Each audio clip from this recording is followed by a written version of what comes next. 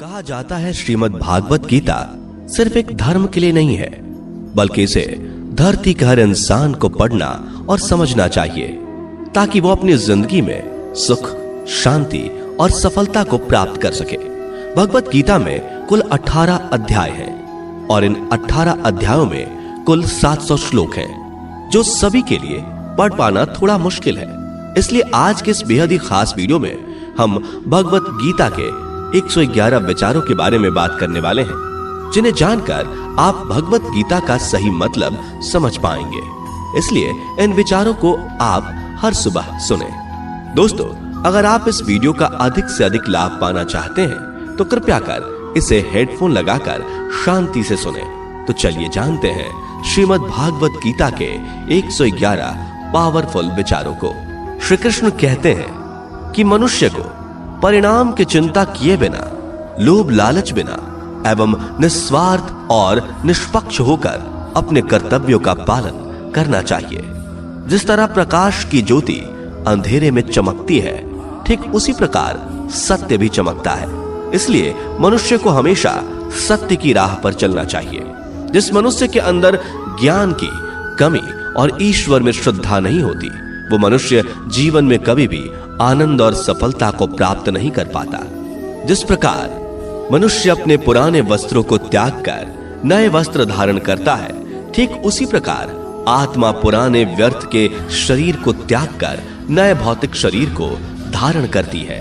कौन क्या कर रहा है, कैसे कर रहा है और क्यों कर रहा है, इन सब से आप जितना दूर रहेंगे उतना ही आप खुश रहेंगे। समझदार व्यक्ति जब संबंध निभाना बंद कर देता है तो समझ लेना उसके आत्मसम्मान को कहीं ना कहीं ठेस अवश्य पहुंची है।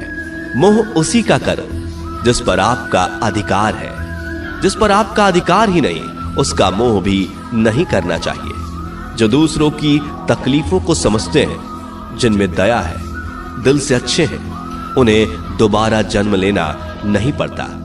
प्रबुद्ध व्यक्ति के लिए गंदगी का ढेर, पत्थर और सोना सभी समान है। आपके कर्म ही आपकी पहचान है, वरना एक नाम के हजारों इंसान हैं। प्रेम सदैव माफी मांगना पसंद करता है और अहंकार सदैव माफी सुनना पसंद करता है। विषयों के बारे में सोचते रहने से मनुष्य को उनसे आसक्ति हो जाती है। इससे उनमें कामना यानी इच्छा पैदा होती है और कामनाओं में विघ्न आने से क्रोध की उत्पत्ति होती है। सदैव संदेह करने वाले व्यक्ति के लिए प्रसन्नता ना इस लोक में है, ना ही कहीं और। कर्म वह फसल है जिसे इंसान को हर हाल में काटना ही पड़ता है। इसलिए हमेशा अच्छे बीज बोएं ताकि फसल अच्छी हो। जो होने वाला है वो होकर ही रहता है और जो नहीं होने वाला वो कभी नहीं होता। ऐसा निश्चय जिनकी बुद्धि में होता है, उन्हें चिंता कभी नहीं सताती। अच्छे कर्म करने के बावजूद भी लोग केवल आपकी बुराइयां ही याद रखेंगे। इसलिए लोग क्या कहते हैं इस पर ध्यान मत दो, तुम अपना कर्म करते रहो। जितना हो सके खामोश ही रहना अच्छा है, क्योंकि सबसे ज्यादा गुनाह इंसान से उसकी जुबान ही करवाती है। गीता में भगवान श्री कृष्ण कहते हैं कि हे अर्जुन, अपने परम भक्त जो हमेशा मेरा स्मरण या एक चित्त मन से मेरा पूजन करते हैं, मैं व्यक्तिगत रूप से उनके कल्याण का उत्तरदायित्व लेता हूं। हे पार्थ, जो लोग भक्ति में श्रद्धा नहीं रखते वो मुझे प्राप्त नहीं कर पाते।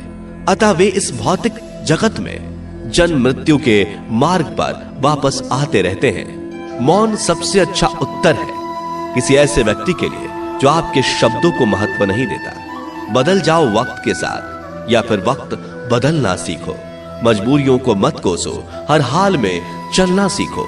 किसी काम की चिंता करना ठीक है, पर चिंता इतनी भी नहीं होनी चाहिए कि वह काम ही बिगड़ जाए। अच्छी नीयत से किया गया काम कभी व्यर्थ नहीं जाता और उसका फल आपको जरूर मिलता है। श्री कृष्ण कहते हैं कि मैं किसी का भाग्य नहीं बनाता, हर कोई अपना भाग्य खुद बनाता है।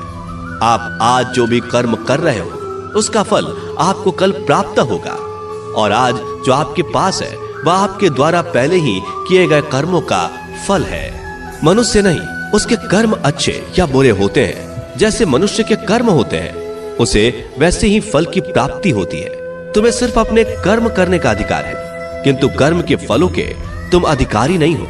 तुम ना तो कभी अपने आप को अपने कर्मों के फल का कारण मानो, नहीं कर्म ना करने में आसक्त हो जाओ। सही कर्म वह नहीं है जिसके परिणाम हमेशा सही हो,